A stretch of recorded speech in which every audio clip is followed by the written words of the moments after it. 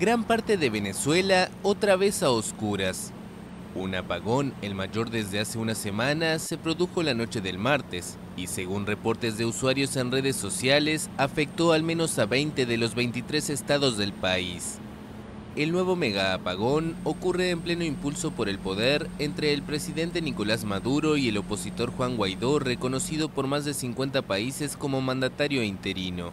Maduro insiste en responsabilizar de los cortes a ataques electromagnéticos, cibernéticos y físicos contra la central hidroeléctrica de Guri, que produce 80% de la energía que consume el país, y acusa a Estados Unidos de estar detrás para generar zozobra en la población. Sin embargo, la oposición y expertos consideran que la causa es el deterioro de la infraestructura, por la falta de inversiones y la impericia técnica.